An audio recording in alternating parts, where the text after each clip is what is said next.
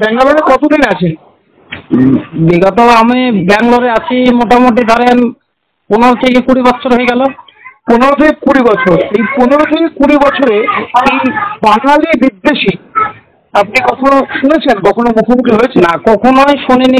যখনই আমাদের ভারতবর্ষে প্রধানমন্ত্রী নরেন্দ্র মোদী হয়েছে তারপরে থেকেই এই বিদ্বেষীটা তৈরি হয়েছে। কেননা আমার অনেক বন্ধু বান্ধব যেহেতু হিন্দু, তারপরেও আমরা কোনোদিন এই তুই মুসলমান আমি হিন্দু এই ধরনের আমাদেরকে কোনোদিনই তকমা শুনতে হয়নি। কেননা এই সরকার যখন থেকে এসেছে আমাদেরকে শুনতে হচ্ছে। কি শুনতে হচ্ছে? আপনাদের কি অসুবিধার মুখে পড়তে হচ্ছে? অসুবিধাটা এইটাই, আমাদের কাছে পশ্চিমবাংলার সমস্ত ডকুমেন্টস থাকার পরে আধার কার্ড বলেন, প্যান কার্ড বলেন, ভোটার কার্ড বলেন, আপনার পাসপোর্ট পর্যন্ত আমার আছে, পাসপোর্ট পর্যন্ত দেখানোর পরেও আমাদের নাকি অবৈধ এটা করা হয়েছে, তোমরা বাংলাদেশে যাও। আচ্ছা, এটা কোন ভিত্তিতে কথা বলছে আমি সত্যি জানি না।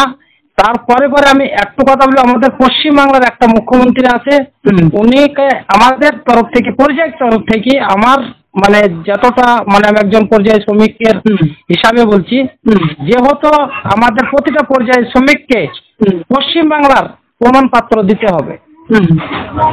কিরকম প্রমাণপত্র চাইছেন আপনারা? যে কিরকম বলতে গেলে আমরা পশ্চিমবাংলা থেকে যেহেতু আমি ধরেন ব্যাঙ্গালোরে কাজ করি, ব্যাঙ্গালোরে আমার পশ্চিমবাংলার পর্যায় শ্রমিক ব্যাঙ্গালোরে কাজে গেছে, আমার পশ্চিমবাংলার এটা নাগরিক, তাকে জেনে বাংলাদেশি তকমা না দেওয়া হয়।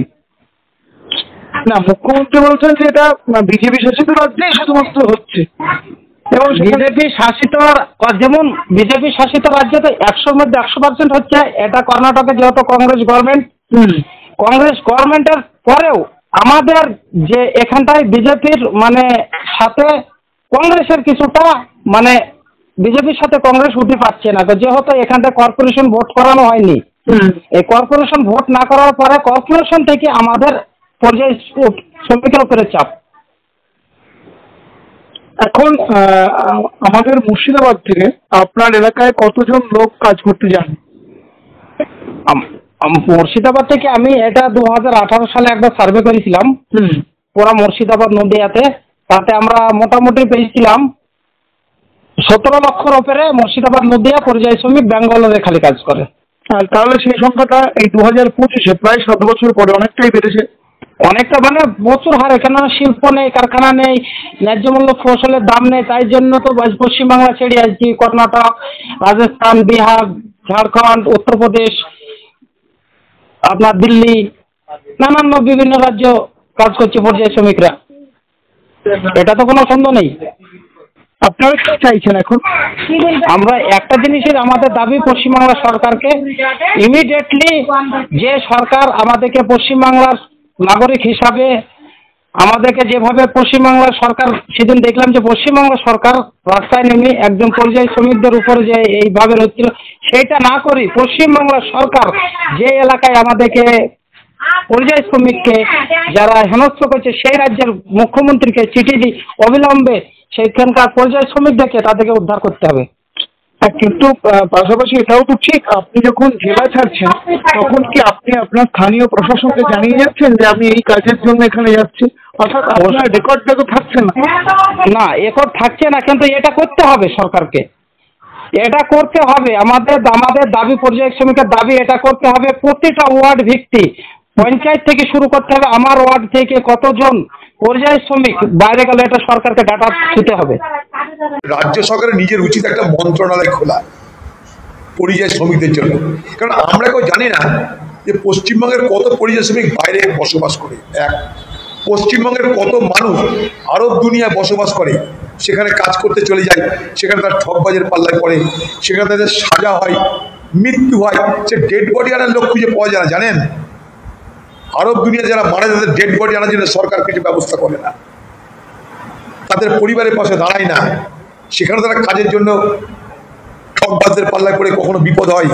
একটা দুটো নয়, আরবের জেলগুলোতে সব থেকে বেশি আসামি যদি থাকে তারা এই ভারতবর্ষ থেকে যাওয়া, বাংলা থেকে যাওয়া সেই সমস্ত পরিযায়ী শ্রমিকরা।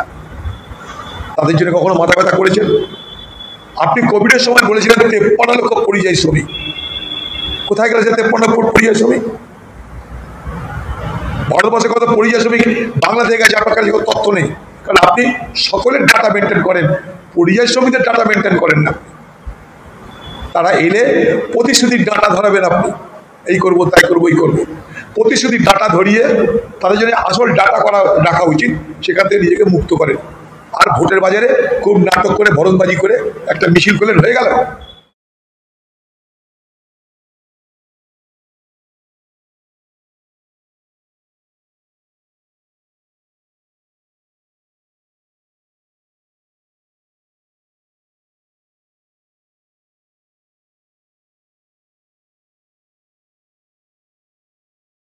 এটাও তো ঠিক, আপনি যখন জেলা ছাড়ছেন তখন কি আপনি আপনার স্থানীয় প্রশাসনকে জানিয়ে যাচ্ছেন যে আমি এই কাজের জন্য এখানে যাচ্ছি? অর্থাৎ আপনার রেকর্ডটা তো থাকছে না। না, রেকর্ড থাকছে না, কিন্তু এটা করতে হবে সরকারকে, এটা করতে হবে। আমাদের দাবি, পর্যায় শ্রমিকের দাবি এটা করতে হবে। প্রতিটা ওয়ার্ড ভিত্তি পঞ্চায়েত থেকে শুরু করতে হবে। আমার ওয়ার্ড থেকে কতজন পর্যায় শ্রমিক বাইরে গেলে এটা সরকারকে ডাটা দিতে হবে। যদি আজকে ভারতবর্ষ জুড়ে, যেহেতু কিছুদিন আগে আপনারা শুনেছেন যে এনআরসিসি, আপনার পশ্চিমবাংলায় কোনো গণনা নাই যে আমার পশ্চিমবাংলা থেকে ভিন রাজ্যে কতজন পর্যায় শ্রমিক আছে, তারা তো ভিত্তিতে এনআরসিসি আমরা ভিতরে চলে আসবে ওরা। না, একটা প্রসঙ্গ আপনি একটু বলুন।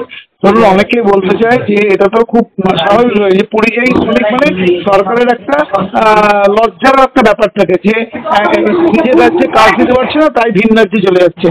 তখন সেক্ষেত্রে অনেক জায়গায় অনেক মানুষ, মুর্শিদাবাদের অনেক জায়গায় কি করে, সরকার বা তার বাড়ির লোককে অনেক সময় না জানিয়ে ভিন রাজ্যে কাজের জন্য চলে যায়।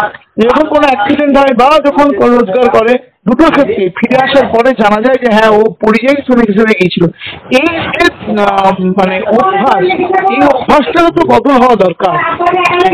আপনি যখন বাইরে যাবেন সেখানে তখন আপনাকে জানিয়ে যাওয়ার কথা। এটা কিভাবে হয় দেখেন, এটা সাধারণত আপনি এখন বর্তমান আপনি জানেন যে সব থেকে পশ্চিমবাংলা জুড়ে বন্ধনের একটা সিস্টেম হচ্ছে, শুনেছেন যেহেতু। যখনই বন্ধন যখন আমি নিচ্ছি, একটা কৃষ্ণ কাজের ভিত্তিতে আমি বন্ধনটা নিচ্ছি।